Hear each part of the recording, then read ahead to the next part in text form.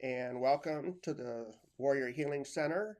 We're coming to you from the Rising Eagle Studios. I'm sitting here with Tim Kirk, and today we're doing something a little different. We're going to do a community update to kind of give you an idea of what's going on here at the Warrior Healing Center, the kind of numbers that they're dealing and assist. So, with all of that, Tim, I'll turn it over to you, good sir. Good morning. Thanks, man. Good to see you. So, what we want to do is really give our community here an idea of kind of what's going on in the veteran community in terms of the assistance that we provide.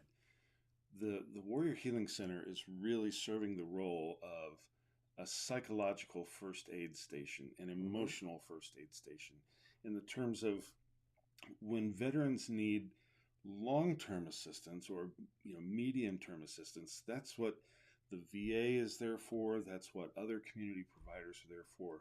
But when they have short-term or crisis assistance needs, that's what the Warrior Healing Center is there for, to help do crisis intervention and to provide the short-term relief of those emotional and psychological stressors that contribute to the veteran suicide problem and create the conditions where veteran families face the challenge of veteran suicide. And so we have special training that we put our folks through so that they're prepared to recognize those types of stressors, and we're prepared to do crisis intervention Mm-hmm. for our veterans so that we can help de-escalate those conditions. And then once the crisis is resolved, or at least there's a plan to resolve the crisis, and the veterans understand that they have fellow veterans and fellow veteran family members that are sympathetic, have been through similar crises, that have survived these types of events before, then they are better equipped to accept the next level of care. And then we drive on with them side by side to make sure that they get the type of assistance that they need. But now that we have that concept in practice, we really want to share with our community what the results of that are, as well as what are the continued challenges that we face together as a community. So we put together kind of some slides here to show you uh, what we're seeing, because we really think that this is important as a community to share a common understanding of the problem, uh, both from a problematic challenge perspective, but also from a positive perspective. Well, I couldn't agree more with you too, because a lot of times people ask me, uh, what is it that the Warrior Healing Center does? And a lot of people don't know. And I think this is great information that you're providing to them to give them a peek inside and see what exactly does go on here. Yeah, that's our big idea here, is because we want everyone to understand what we do and how they can help as well.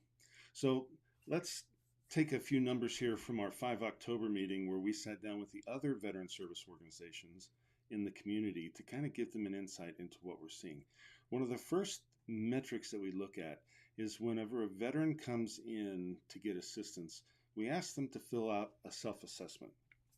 Basically tell us, how do you assess your level of crisis? And we call that their intake temperature. Uh, do you think that you're okay, you just foresee a crisis, or are you in immediate danger? And that's how we kind of prioritize the assistance that they provide. So you can see the numbers here. Green is where the veteran considers himself everything is cool. Amber is a fight or flight feeling. My relationships are stressed. Orange is, hey, I'm having panic attacks. I may hurt myself or someone else. And red is, I'm in immediate danger. Please drop everything and get me some help right away, because I may kill myself. I may hurt somebody else, in the immediate sense. And so you can see here for the rest of the year, that's the numbers on the right. January through July is on the left, and then the numbers for August and September. And you can see statistically the breakdown between green, amber, and orange is pretty consistent. We have a regular distribution throughout the year, but the numbers of orange and reds are fairly significant compared to the rest of the greens and ambers. For example, if you add up on the right-hand column there, the oranges and reds, you have 45 high temperature numbers, vice what we have there in the greens, which is a pretty high number of very high stressed folks coming to us for assistance. Right. The other thing you'll notice is the intakes for August. The total number of intakes were 77. That is the highest number of monthly intakes we've ever had for any month at the center. So that was a record month. The previous record was set in April of this year. So demand is high, and I would say it's remarkable that it continues to grow. Well, I was going to say, looking at those numbers too, one thing that jumps out at me is January to July. That's a 7-month period, right? Mm-hmm. So if you take that, for example, the 127 and say divide it by, let's say just 6, you get like 20, 25, a month. And then look at August, 40, September, 39. I mean, you can see the numbers are going up. Yeah, it's definitely moving up. And it's something that we're keeping an eye on because while our demand is growing up, our volunteers are not going up proportionally to the demand. So we're particularly stressed in like case managers. We should be adding case managers at the same rate, hypothetically, that our demand is going up with veterans, and we're unable to do that because we don't have volunteers coming out. So one of the things that our community members who are watching this, if you want to get involved, case management is an area where we definitely need greater assistance because of this increased demand. And a civilian can be a case manager, right? Oh, absolutely. I mean, they don't have to be a veteran to do that. No. Yeah.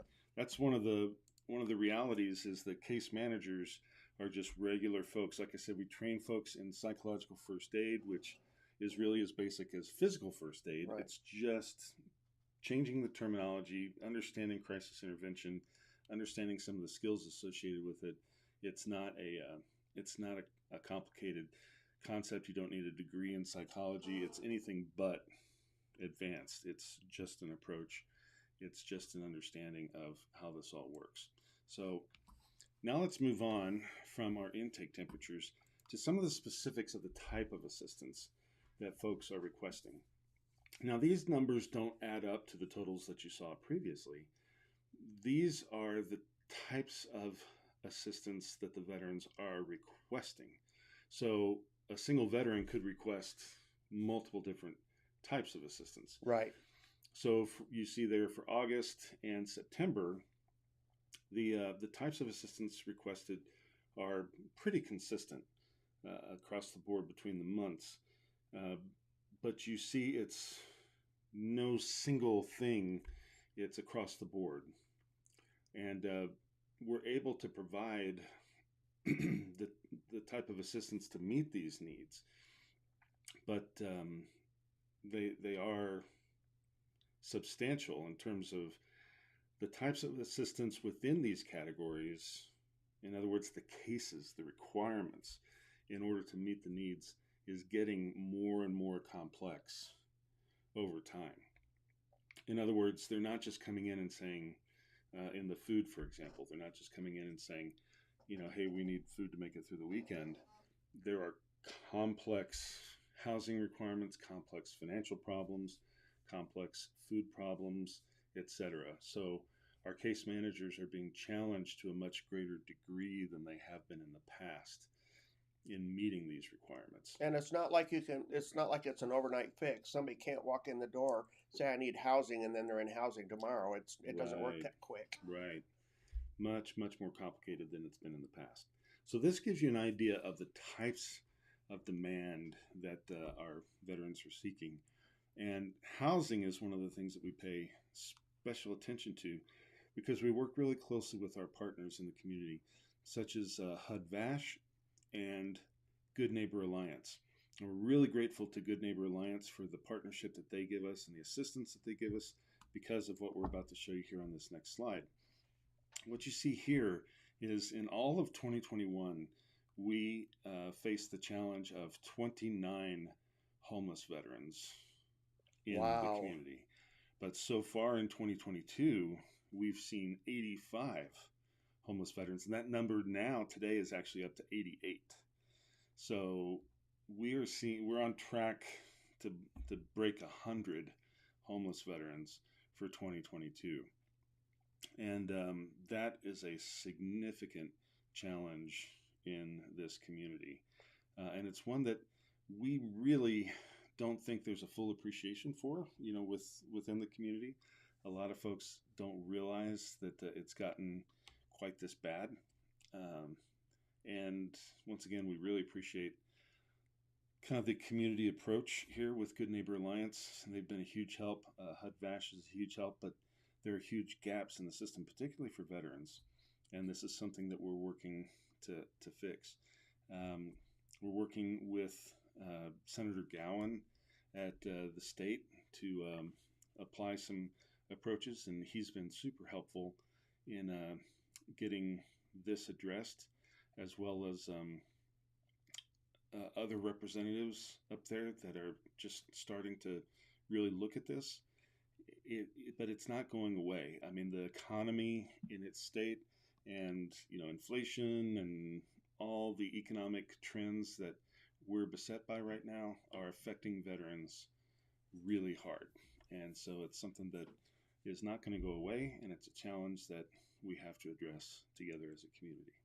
So we think this really addresses, that number represents the challenge that we're facing. It's a lot of people. It really is. But we don't want to just tell you the bad news. We also have good news. And one of the things that you saw here on this slide is that people come here for claims and benefits. Now, we don't do what DAV does. And you're the senior vice commander of DAV, if I'm not mistaken. Well, yes, I believe that's true. I believe it's true too, because you told me. Yeah. So I believe you. It's still not sunk in yet, but well, we don't do what DAV does in terms of the initial claims, the claims for benefits that a VSO does. That's what you guys do. And we refer lots of veterans to you when they come in and ask us for that assistance. But once DAV's work is done and a veteran has their benefit rating, if they feel like they didn't get quite what they're entitled to, or if they think that there's more to their situation than what the VA recognized, that's what they can bring to us, and we work together with a community partner in order to take their rating to the next level. So that's one of the things we want to talk about, because that's making a difference. DAV and other VSOs are making a difference in that initial rating, but we're helping to take it to the next level, and these are the results that we're seeing in taking it to the next level. So as of May of this year, we've helped 62 veterans upgrade their disability rating so far, and 133 were still being worked. But of the 62 that were completed, they received a lump sum or back payment right, of their benefits, totaling $867,000 in back pay. Wow. And that, after that was paid out, then their total compensation each month from the VA in Cochise County is $173,000 per month. So on the total, for those 62 veterans in this community, that equals over $2 million a year for our veteran families to spend in our community. So the good news is that this initiative to take our veterans, work with them, and get them the benefits that they've earned, adds a significant contribution to our local commerce, to our local family standard of living. It contributes to their education, contributes to their medical care, and it contributes to our veteran-owned business potential. It makes a big difference in our veteran families. So that's the good news. I'll tell you, one of the frustrating things being a chapter service officer is when a veteran comes in and the claim has been denied by the VA, and then all we have to do is just within what the VA allows us to do, whether it's refiling or disputing the claim or anything like that. It's not like the DAV has any additional resources or anything where they can help the veteran to with his claim. And it's so frustrating seeing these veterans come in and they feel rejected or let down that the VA is not recognizing their disability. Right. Well, that's where we want to come alongside you as a partner to say, when that happens, whether it's big or small, we want to help be that additional resource and help take it to the next level. Continue the fight for our community's veterans. Because as you can see, there is, there is. Right. In the case of 62 veterans, there was missing compensation. There was additional rating. There was something that the VA had gotten wrong. And so it does benefit our veterans. It does benefit our community to go back and fight some more. So we're absolutely pleased to do that alongside you and other VSOs because our veterans deserve it, and it benefits our veteran families. So, well, and our community too, because then it gives the veteran more purchasing power and more bang for their buck. They can actually go in and buy food and not worry about where's my next meal coming from. Exactly. Oh, I'm not going to be able to make rent this month. What am I going to do? So yes, it's got to be a huge relief. Yeah, absolutely. And we think, especially in times like this, where the economy is having such a struggle and inflation is such a big deal, this helps inoculate our economy against the effects of that. Our local economy is inoculated against the effects of the broader economy because of this infusion of federal dollars for our veterans, because, hey, they've been entitled to those benefits all along, but they weren't receiving them. So that's a real bright spot, we think, for the work that we're doing here. Now, on the not so bright, we need to take a look at our local suicide statistics, because overall, our primary mission here is the prevention of veteran suicide. And so, let me see here. I'm going to bring those slides over.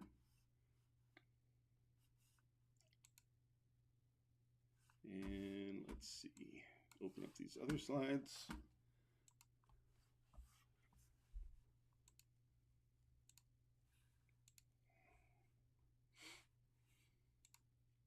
Here we go.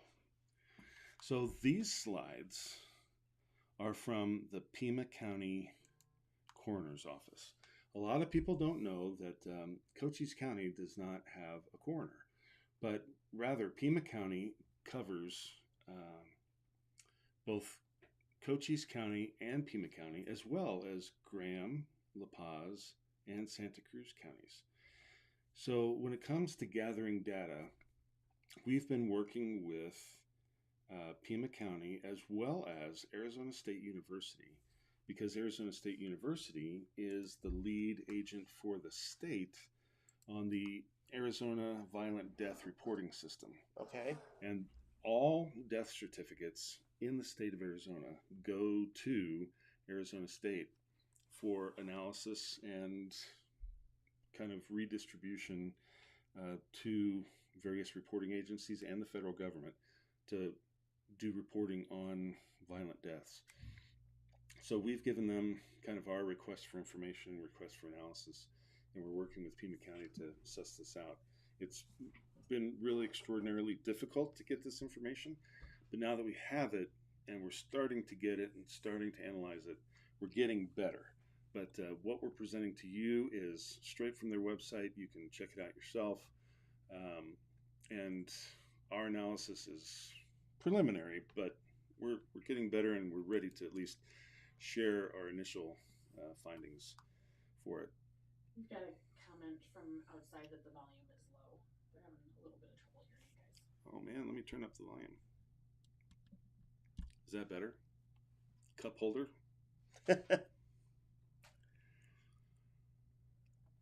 Let's see.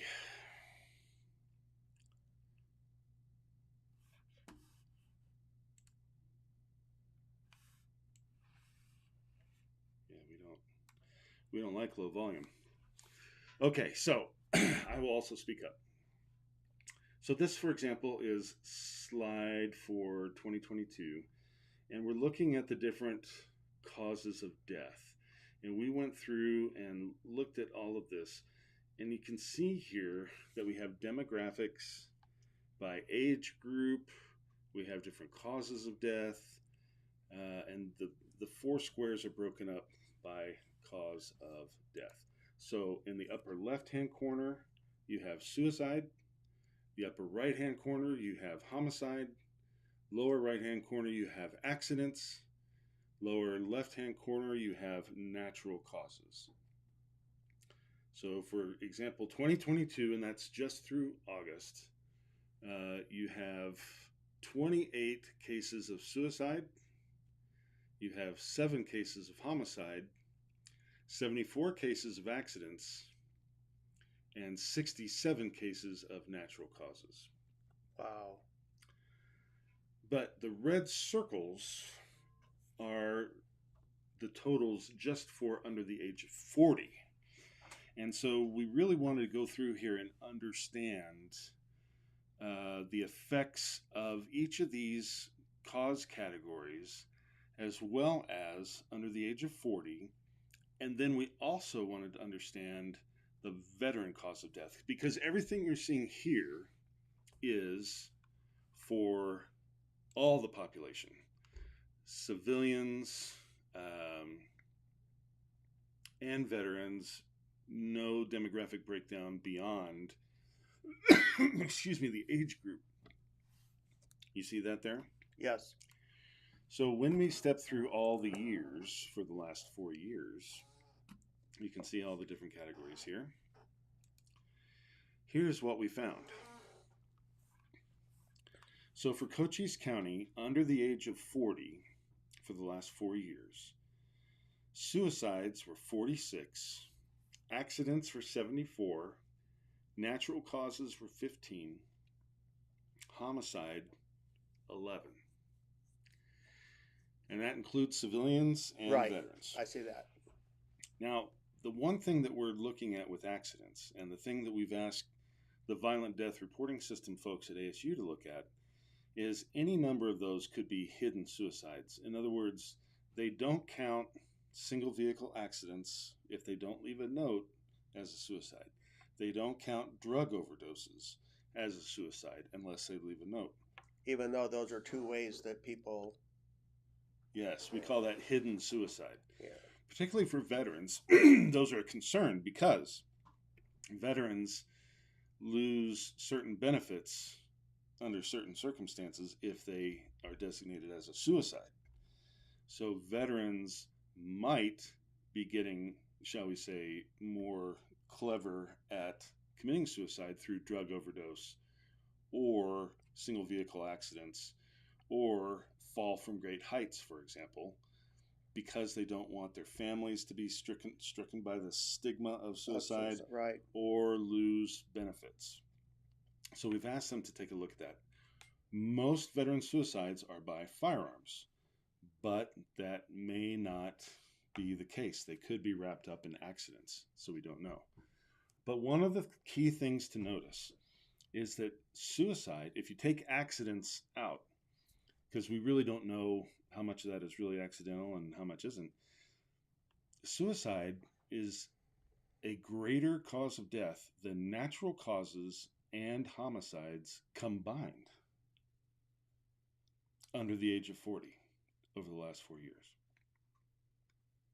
Isn't that striking? That's weird. That's just mind-boggling. Yeah. And then if you look at veteran suicides in Cochise County, in the last 4 years, we've had 39. And then 14 the last 12 months alone. Yeah. So really, really striking that suicide problem is really, you could say, almost epidemic levels, in the sense that you could take your homicides and your natural causes, put them together, and that is 26, and double it, and suicide is almost equal to double natural causes and homicide for the everybody population. And the veteran suicides is right up there with the under 40 for everybody. I'm not the greatest mathematician in the world, but I'm looking at it, and that last 12 months of 14, that just jumps off at me, because it seems like that number is going up. Yeah. If you take the average of the 39 since 2019. Yeah. Wow. Yeah, and once again, these are just the ones we know about. We Right. suspect there are more hidden inside the accident number, but we're really going to rely on the expertise of the guys at Arizona State. And the reason why we suspect that so strongly is really interesting. Something that we discovered actually talking with the Arizona State guys. They said that when we brought this up, the fact that we wondered if, kind of as a research question, like, are veterans incentivized to pick more anonymous means, hidden suicide methods, because of the stigma and loss of benefits? The Arizona State guys said absolutely, because of what happened in the state of Utah. What happened in Utah? What they found in Utah was there were like no veteran suicides in the entire state of Utah for many, many years. And they were like, what's Utah doing that's preventing all what's their secret? Exactly. But when they looked at it, there were absolutely veteran suicides in Utah. But the coroners there were apparently not counting veteran suicides as suicide because of the stigma and the association with their Mormon religion. And he said there was a phenomenon that was documented, and they had to make all sorts of changes because the coroners did not want to stigmatize the veteran and the veteran families with the religious encumbrance of what suicide represented within their community.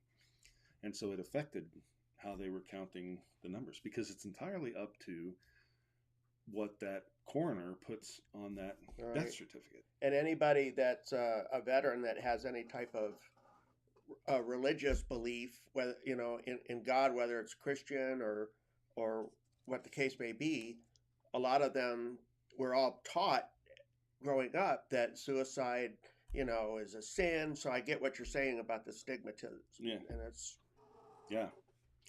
so it's something we want to look at more closely and really cracking that nut, because if you look further at these slides, the accident numbers are really the leading cause of death. When you do the breakdown throughout the years, now, of course, COVID really changed a lot, in the overall numbers, but not for veterans so much. So when you break these down, I'll just call your attention to, for example, here in 2021, the accident quadrant is in the lower right here. Drug overdose is the leading one of the accidental category, and motor vehicle accident is number 2.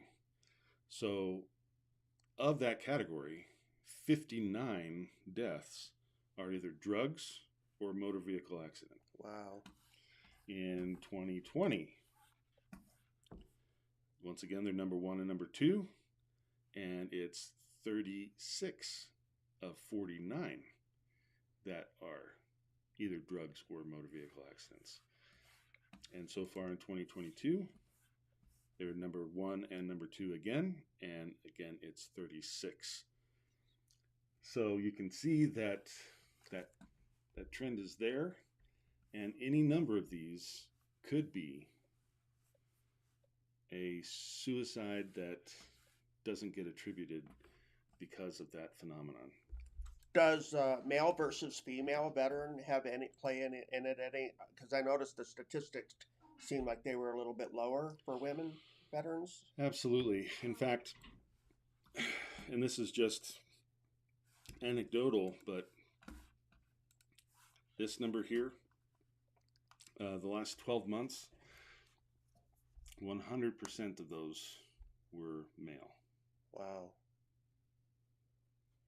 That also makes sense because of the natural division of men and women in the military too. Yeah, statistically it makes sense because of the distribution of male veterans to female veterans, but it is notable to answer your question. In other words, I wouldn't draw any conclusions from it in terms of like male veterans are more messed up than female veterans or anything like that, or that female veterans don't need attention or anything like that. Yeah, I was trying to think just the opposite, that women, just because the figures may be low doesn't mean that they still don't need assistance, or that they're not borderline. Maybe that's not taken into consideration. Or yeah, we have a lot to learn. We're not drawing any conclusions from these numbers or the analysis other than to say that anyone who thinks that suicide is not a problem in Cochise County, they could not be more wrong. And anyone who thinks that veteran suicide is not a problem in Cochise County is severely wrong. This is a massive problem, and we need to address it together as a community. And it's not just combat vets too. No. That are committing suicide among our veteran community. Right. It's people who have lost hope. Yep, lost hope. Yep. And that is exactly why we're here. This is why we're doing what we're doing along with our community partners across the board, because our veterans need to know that they're not alone, that there is hope, that there are people here watching out for them, watching their back, that are ready 24/7 to provide assistance. And that is no one organization's task. That is not the government's task. That is a community task. And it's something that we all have to do together. But we can't ignore the reality. We can't ignore the numbers. We've got to start looking closely at the numbers, pay attention to those, react to those as a community. And that's what we're trying to do here, is work really hard to understand the problem and trying to inform and educate our community on what we find. So if you're out in the community and you come across a veteran that's like stressing or in need, the first thing they need to do then is to get in here and get that intake filled out so that they can get the assistance that they need. Yep. You can go to www.warriorhealing.vet/intake. Oh, that's right. And just fill that out online, and you don't even have to come in here. No, you could just do it from, that's right. Just do it on your phone. Yep, do it on your phone. Do it wherever you are.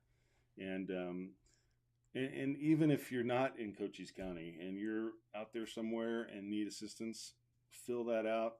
I don't care where you are. If you're a veteran in crisis, fill that form out. We'll find a way to get you the assistance that you need. But particularly if you are in Cochise County, fill out that form. We will do everything humanly possible to make sure that you get the help that you need. And we'll be there for you ongoing. So that's our mission here, and that's what we do. And like you said, we just want to take some time every so often, share this information with the community, and help everybody understand what it is we do. So thanks. And I think it's an important thing to let the community know, because again, as I said earlier in the beginning, when I have talked to people and they have not heard of the Warrior Healing Center, or they always ask, well, what are some of the things that they do? I get people that even come in the front door and ask, hey, what kind of services or benefits or what do you have to offer? What do you have to offer me? And if they got to come in and just get that intake done and get into the system. And I got to tell you, since I've been helping out here, I can see it with my own eyes, and I can see a lot of the good that has come out of the center here. That's awesome. That's awesome. So, And thanks for your help around here, man. We really appreciate you. I don't really think I do as much as I would like to do more. I know, but it's just something that's kind of near and dear to my heart. You know, I wanted to make it a military career. It didn't work out for me, so I figured, well, the best way I can pay back is to help other veterans. So that's pretty awesome. So hopefully we can get some other veterans out there to do the same thing. That would be really cool. Come Yeah. into the center and Come on down. anything else you want to add there before? No, I think you got a list of activities. Got a list you of wanna share events with that I got to everybody. read. That's Yeah. right. Got to do that. So for this week, the events that we do have coming up here at the Warrior Healing Center tonight. Let's see where we at on the list. At 1700, going to 1900, is the American Legion Riders Spaghetti Dinner, and that's going to be at the American Legion Post 52, and the cost for that is $10. We have at 1800 to go at 1800 to 2100 hours. Team RWB is having their haunted hayride at Wren Arena up on Fort Huachuca, right? That's, if I remember correctly, that's up on base. Yeah, it's a post event. RWB Post event. is attending it. Cool. And tomorrow morning, 9:30 to 10:30 is the weekly PMCS meeting that takes place here in the Warrior Healing Center front conference room. I attended it last Saturday, and it's a great group of veterans that sit around and share. And it was the first time I'd ever went. And if you haven't been, I would encourage you to come and check it out. It's worth going to. Also, tomorrow, starting at 10 o'clock and going to 1400, we have the Women's Warriors Spectacular Resource Day. And that's going to be taking place at Wendy's Collection Boutique at 5851 East Speedway, Suite 121. Now, this is for all female veterans. So if you have any questions, please get in touch with Julia at womenwarriors2.com. That's a Women Warriors event in Tucson. Right, Women Warriors event in Tucson. On Saturday, again, that's tomorrow, starting at 1300 hours, going to 1500, is the CLUG, Cochise Linux Unix Users Group monthly meeting that'll be taking place at 143rd Street Tacos. And on Monday, October 24th, starting at 1730, going to 1830, we have the 5 Treasures of Qigong, which will be taking place here at the Warrior Healing Center. And then we got a new group that started up here at the Warrior Healing Center. It takes place Tuesday, October 25th, starting at 1400 hours, going to 1530. It's the Trualta Tuesday Hope and Wellness Support for Caregivers at the Warrior Healing Center main conference room. So if I understand this, Kathy, this is a group for people that are caregivers and they're looking for like a support, or they just want to come and see what's available. Yeah, it's a networking opportunity and a chance for them to learn some tips and tricks and to feel like they're not alone. Because a lot of times it's the caregivers that are left kind of struggling and Right. trying to figure things out on their own. So And they're under a lot of pressure too. Yep. That's all the events that I have for this week. Next Friday, my special guest veteran will be Stu Carter from Villovets. My mind went blank there for a minute. So yeah, Stu Carter from Villovets is going to be sitting in with me next Friday morning. So that's it for today. Thank you everybody for joining us, and please keep in mind all those that are suffering from mental illness that need help, especially those contemplating suicide. Let's get these people help. Need to get him help. Tim, thanks for all the number crunching there. You bet, Appreciate it. brother. We'll stay Thanks on for the filling job. us in. Thanks for everyone out there supporting us. We appreciate it. Thanks for all our community partners and your help. We're on the job. All right, everybody. Take care. Have a good day and a good weekend. See you next Friday.